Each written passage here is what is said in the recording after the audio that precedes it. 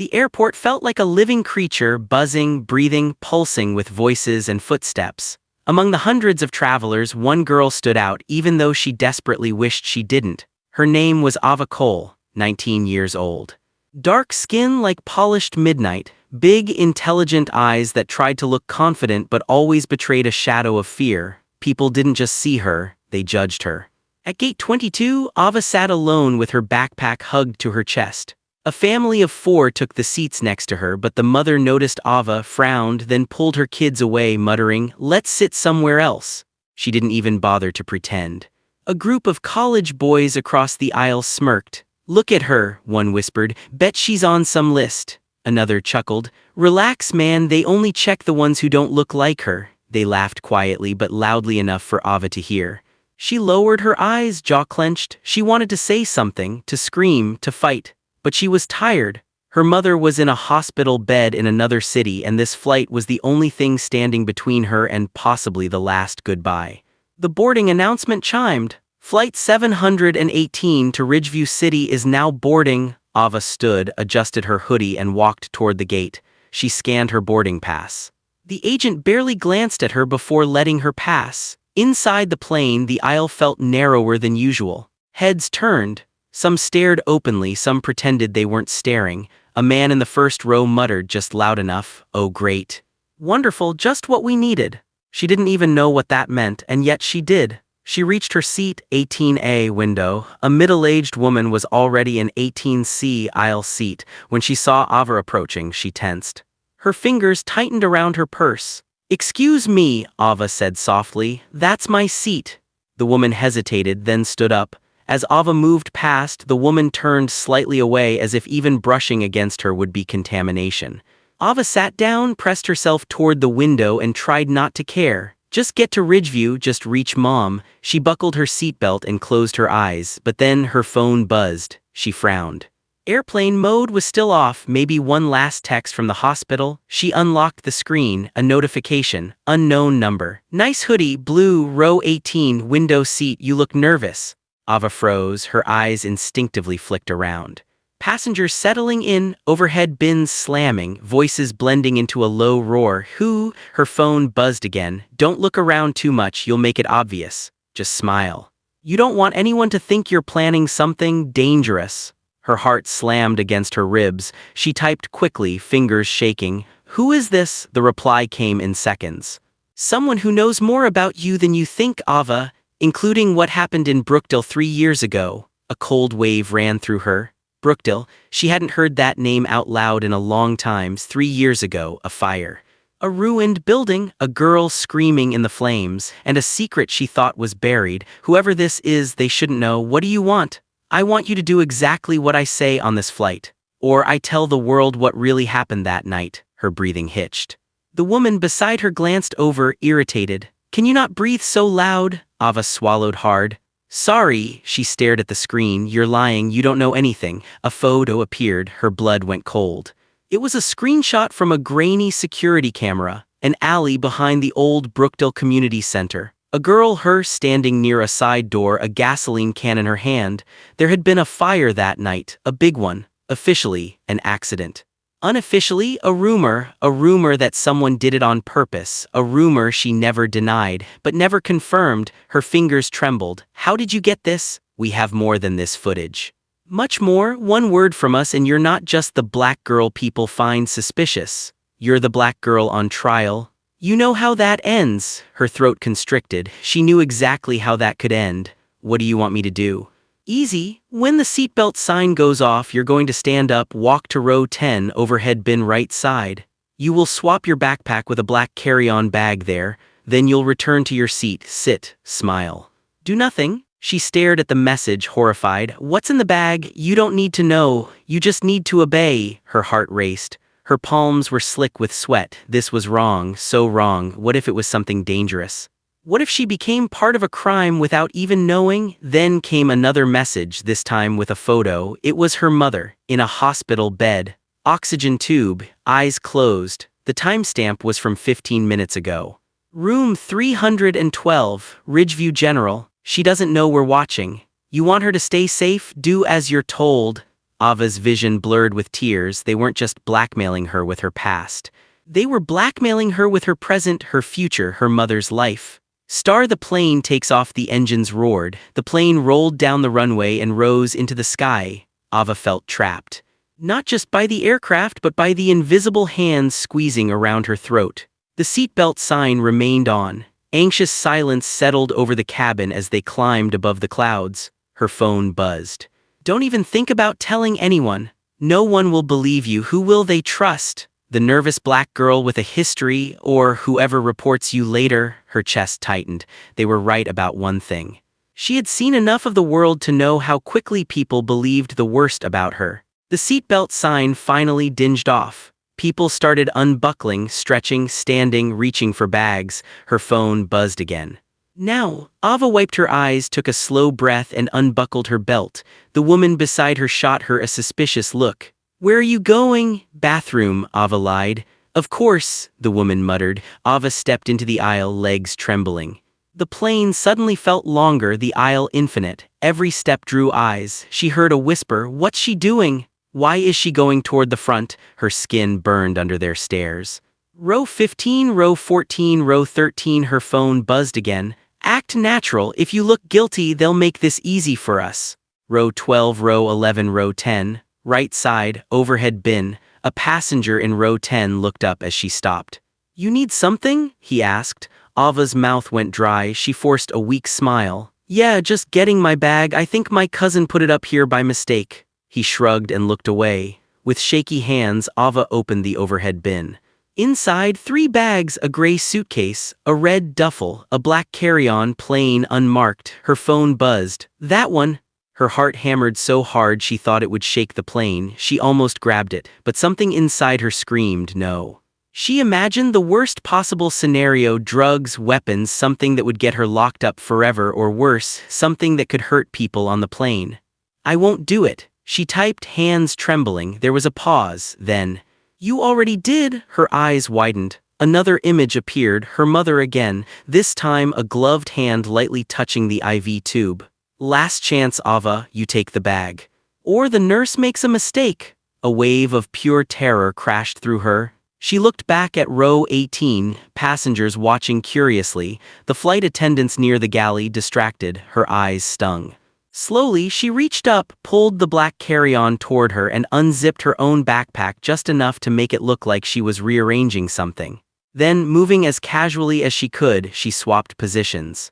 Her backpack into the bin, the black bag into her hand. Her phone buzzed again. Good girl. Now go back, sit down, do not open the bag. She walked back, hugging the black carry-on to her side like a bomb about to explode. As she passed row 15, a woman whispered to her husband, she looks nervous. Is she okay? Heh, or guilty, the man muttered. Back at row 18, the woman glared. What's that? That's not what you had before. I rearranged my things, Ava murmured, sliding into her seat with the bag under her feet. The woman sniffed. You people are always carrying trouble. Ava wanted to scream, if only you knew. The turbulence. An hour into the flight, the sky turned darker. Thick clouds swallowed the aircraft. The seatbelt sign came on again with a soft ding. The captain's voice echoed, ladies and gentlemen, we're encountering some rough air. Please return to your seats and fasten your seatbelts. The plane shuddered. Ava's hands grabbed the armrests. The woman beside her yelped. Oh God, oh God! The plane dropped slightly. A few passengers screamed. A baby began crying 3 rows back. The overhead bins rattled. The lights flickered once. Ava felt like the world was tilting sideways. Her phone buzzed. Careful, would be a shame if something fell out of that bag, wouldn't it? She stared at the black carry-on at her feet as if it might come alive. Is this your fault? The woman beside her hissed suddenly. The question stunned Ava. What? The shaking. Ever since you moved that bag this started. I knew it. I should have changed flights. I knew something was off about you. That's not how turbulence works, Ava whispered. The woman didn't care. She looked like she needed someone to blame, and Ava was conveniently there. The plane jolted again, a big one this time. Gasps rippled through the cabin. A water bottle rolled down the aisle. A flight attendant rushed by, checking passengers' belts, trying to stay calm. As she passed row 18, her eyes fell on Ava's feet. "Ma'am," the attendant said, forcing a polite tone, "your bag needs to be under the seat all the way, please." Ava pushed the black carry-on further under, swallowing hard. Her phone buzzed. "You're doing great. We're almost there. What's in the bag?" She typed again, desperate. "If it's something that hurts people, I swear, relax, we're not monsters. We just need something to be carried, and we need someone the authorities will look at instead of us if things go wrong." Her body went cold. "So I'm your distraction?" "Exactly." She closed her eyes, a single tear escaping. All her life she had been a target, an easy suspect. Now she was being used as a shield. Star Landing, the turbulence eased as they began their descent. The city lights of Ridgeview shimmered below like a broken necklace of gold. "Cabin crew, prepare for landing." Ava's heart pounded faster with every passing second. Her mother, the bag, the blackmailer, her phone buzzed again. "When the plane lands, stay seated until most people leave. Then stand up, take the bag, and walk toward the exit. Someone will take it from you before you leave the jet bridge. You will not look at their face. You will not say a word. Do this, and your mother lives." The wheels hit the runway with a thud. The cabin jolted, brakes screamed, speed decreased. Finally, they rolled toward the gate. Passengers sighed in relief. Some clapped. Some instantly reached for their phones. Ava just sat there, gripping the armrests like they were the only solid things left in her life. The seatbelt sign turned off with a soft ding. People immediately stood up, grabbing bags, shoving past each other, eager to escape. The woman beside her got up too, but glared down at Ava. "You better not be on any watch list," she spat. If only she knew how watched Ava truly was. Row by row, the cabin emptied. Ava stayed seated as instructed. Her phone buzzed. "Good, wait." Finally, only a few passengers remained. The aisle felt eerily empty. "Now, stand up, take the bag, walk." Her legs felt like they weren't hers. She reached down, grabbed the black carry-on, and stood. As she stepped into the aisle, she noticed something that made her stomach drop. 3 uniformed security officers stood at the airplane door, and they were looking straight at her. The nearest flight attendant pointed directly at Ava and whispered something to them. Her phone buzzed one last time. "Looks like they noticed the bag after all. Don't worry, Ava. We told you someone had to take the blame." She froze. "Miss," one of the officers called, his voice firm but controlled. "Can you step this way, please? And bring your bag?" All eyes turned. Passengers still in their seats stared at her with wide, fearful eyes. I didn't," she whispered. The woman from 18C, still in the aisle, pointed at her. "I knew it. I told you she was suspicious." Another passenger added. "She moved to the front during the flight. I saw her near row 10. Voices layered on top of each other, judgments, accusations, fear. Ava wanted to scream that she was the victim, that she had been forced, that someone else was pulling the strings, but her phone's last message burned in her mind. Her mother, room 312. If she said the wrong thing now, would they hurt her? The officer repeated, "Miss the bag." Now, Ava swallowed, her fingers tightened around the handle, and with the whole cabin watching, believing they already knew the truth about her, she took a single step forward. The air at the airplane door felt heavier than inside the cabin. 2 security officers flanked Ava as she stepped onto the jet bridge, the black carry-on in her hand feeling like a live grenade. "Ma'am," one officer said quietly, "please come with us, don't make any sudden moves." Her voice shook. "I didn't do anything." "We'll figure that out," he replied, not unkindly but not believing her either. Passengers behind her craned their necks, whispering, pointing. A third officer, a woman with cold, sharp eyes, took the bag from Ava. "Is this yours?" she asked. Ava hesitated. It was under my feet. That's not what I asked." I was told to hold it," Ava whispered. "Told by who?" She opened her mouth, her phone vibrated in her pocket. The officer holding the bag nodded to another. "Take her phone." Wait." He reached into her pocket and pulled it out before she could react. "Hey," she protested. "Calm down," he said. "Standard procedure." The female officer unzipped the black carry-on. Ava held her breath. Inside there was no bomb, no weapon, no drugs. Just a sleek black laptop carefully wrapped in clothes and a stack of folders tied with an elastic band. The officer frowned. "That's it?" The other officer raised a brow. "Maybe it's nothing." The woman looked at Ava. "You said someone told you to hold this. Who?" Ava's throat felt dry. If she told them about the blackmailer, would they even believe her, or would they just see a terrified black girl blaming some invisible enemy? Her mind flash-forwarded to tabloids and headlines. Troubled teen claims mystery man made her do it. Suspect plays the victim card. The officer's gaze hardened.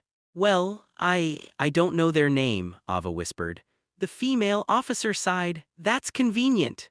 They led her down the jet bridge into a service corridor instead of the usual terminal. The walls were bare. The fluorescent lights buzzed harshly. Finally, they reached a small, windowless room. A metal table, 3 chairs, a camera in the corner. Sit, the officer said. Ava sat, her hands wouldn't stop shaking. A few minutes later, another person entered the room. A man in a suit, no uniform, but his badge said Airport Security Investigations. He took a seat across from her, placing the black carry-on on the table. I'm Detective Harris, he said calmly.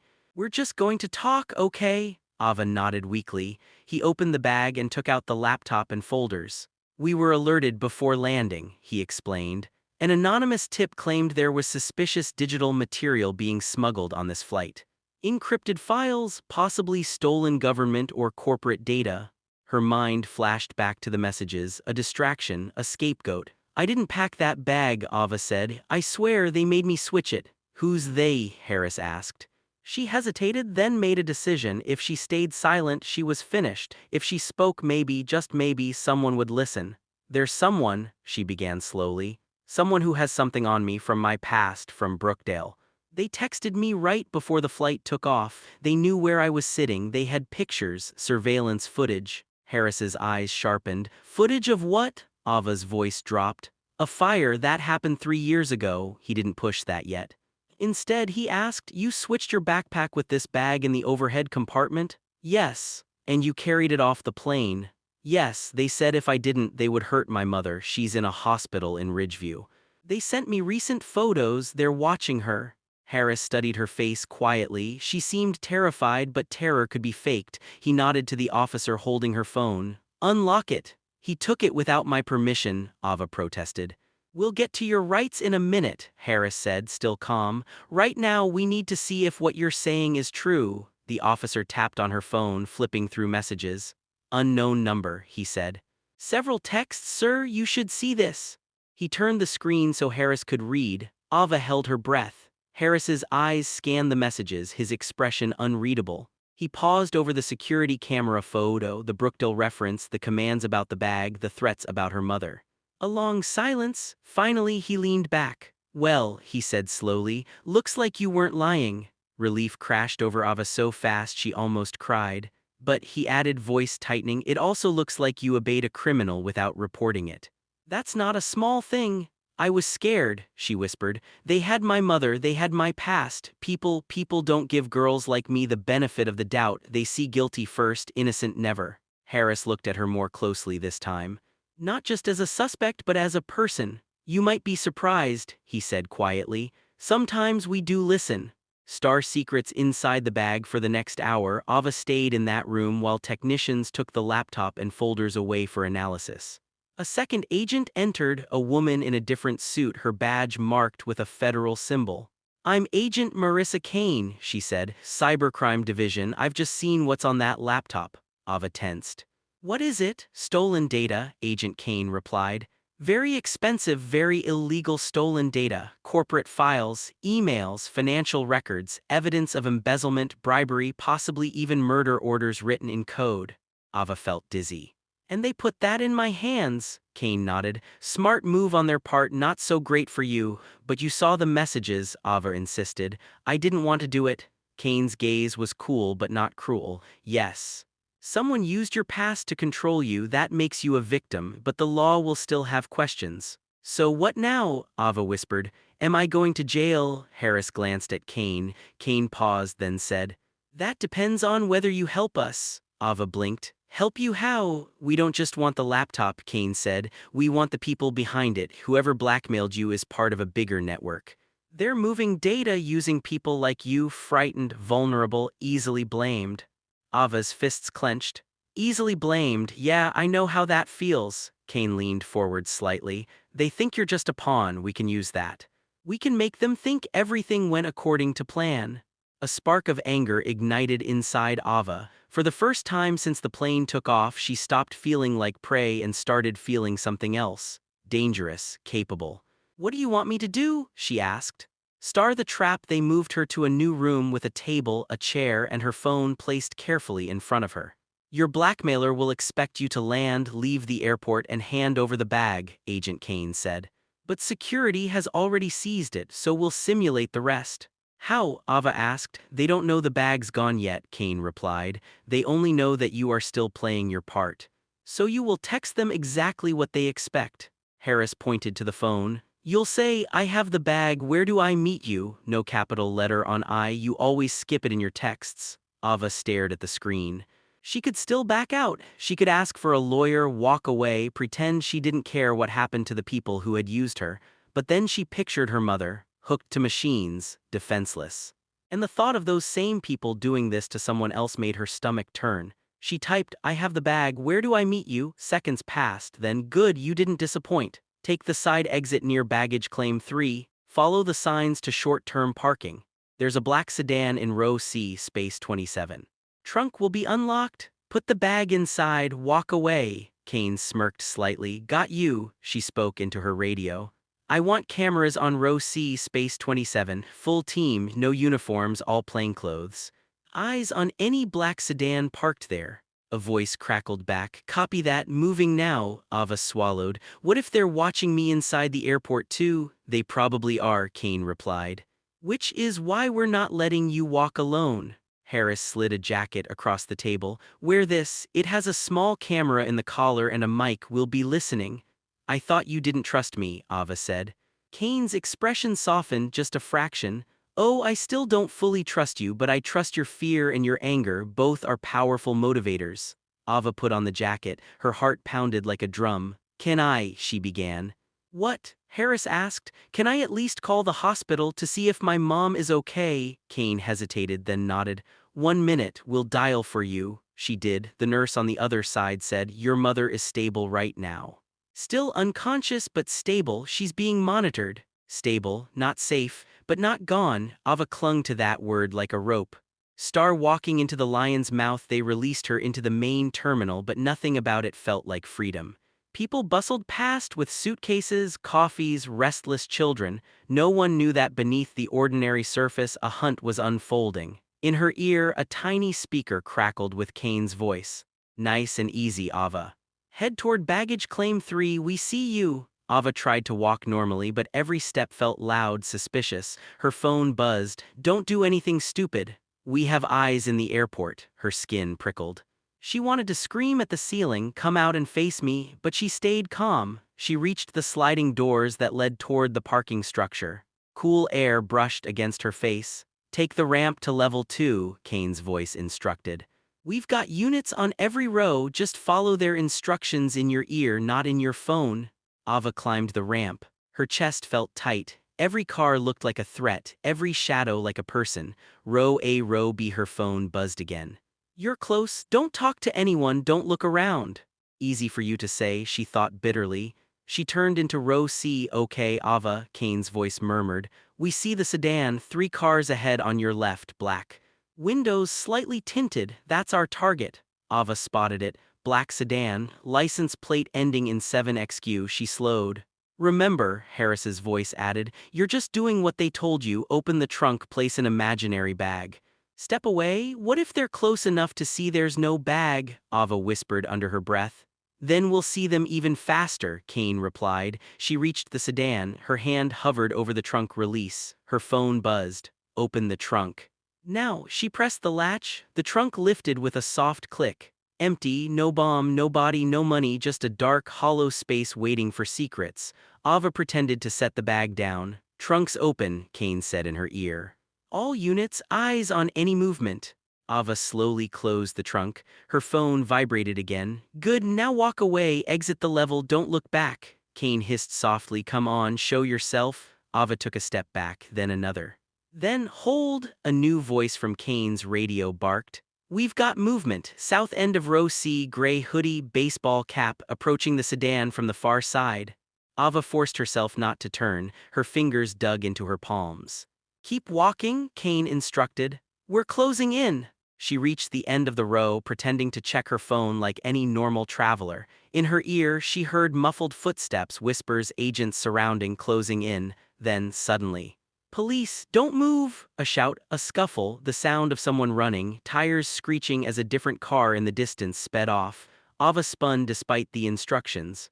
At the sedan, several agents had pinned a man to the ground. Gray hoodie, baseball cap, face pressed to the concrete. Someone ripped the cap off. Ava gasped. It was the man from row 1 on the plane, the one who had muttered, "Great, just what we needed," when she had walked by.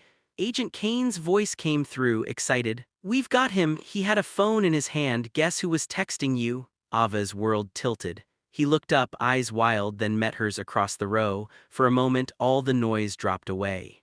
He spat the words at her like venom. "This is your fault." Her fault. She had been the puppet. He had been pulling the strings. But as the agents cuffed him and read his rights, Kane's voice was cool. "Oh no," she said, more to herself than to him. "This time the wrong person isn't taking the blame." Truth and fire. Back in the interrogation room, the tone had changed. Ava was no longer surrounded by suspicion. She was surrounded by questions. "His name is Caleb Drury," Kane explained. "Senior analyst for a corporation currently under federal investigation. Looks like he's been helping move stolen data off the grid, using people like you." "People like me?" Ava asked. "People no one listens to," Kane clarified. "People who look guilty just by existing." The irony hurt. "We checked the hospital," Harris added. "Your mother is exactly where you said." Security footage shows a man in a gray hoodie walking past her door multiple times this week. Same build as Drury, looks like he really was watching her. Ava shivered. "Is she safe now?" "More than before," Harris said. "We've notified the hospital. There's now armed security on her floor. No one gets in without clearance." Some of the ice in her chest finally melted. Kane studied her for a moment. "There's one more thing we need to talk about." Ava looked up warily. "Brookdale," Kane nodded. "That footage, the gasoline can you behind the community center before the fire. Is there something we should know?" The room suddenly felt smaller. Ava could lie. She could say it was fake, that it wasn't her. But lies had gotten her here. She was tired of being afraid of her own truth. She took a deep breath. "The fire wasn't supposed to happen like that," she began, voice trembling. "The community center, it was rotting. They were going to shut it down and turn it into luxury apartments.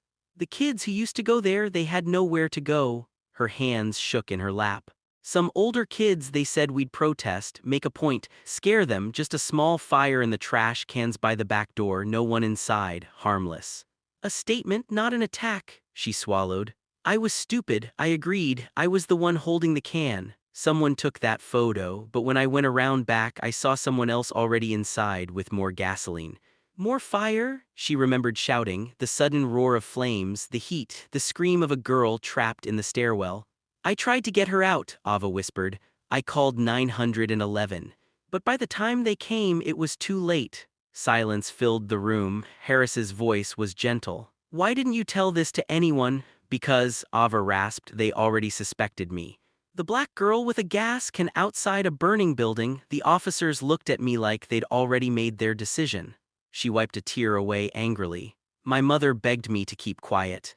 She said if they pinned it on me, no lawyer would erase what people saw in their heads, so we moved. I buried it, or I thought I did." Kane slowly nodded. "The footage shows you outside," she said. "Not inside, not lighting anything.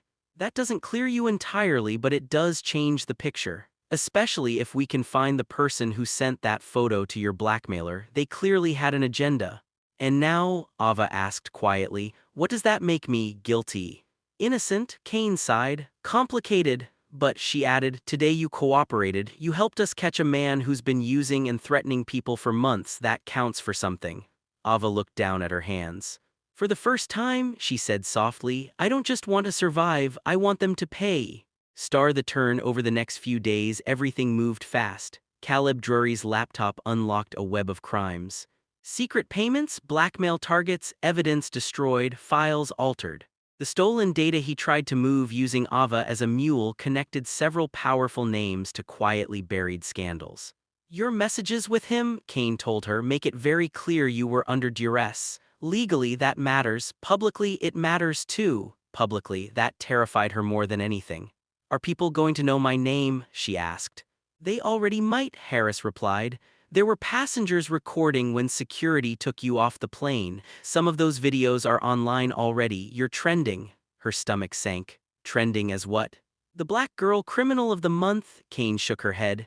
Trending as the girl who was set up, Ava frowned. What? Kane handed her a tablet. On the screen, a video played, shaky phone footage from a passenger. The caption read, I was on flight 718. At first I thought that girl was dangerous. Now I know she was being used. This is what prejudice does. We believe the worst about someone before we know the truth. Another video showed a montage of posts. People saying, we owe her an apology. Imagine being blackmailed and still blamed because of your skin. She's braver than most of us. Ava stared, stunned. So they don't all hate me? Some still do, Kane said honestly. The internet loves villains, but it also loves heroes. Right now, you're neither. You're a mirror. People see their guilt when they look at how they judged you. Ava let out a breath she didn't realize she'd been holding.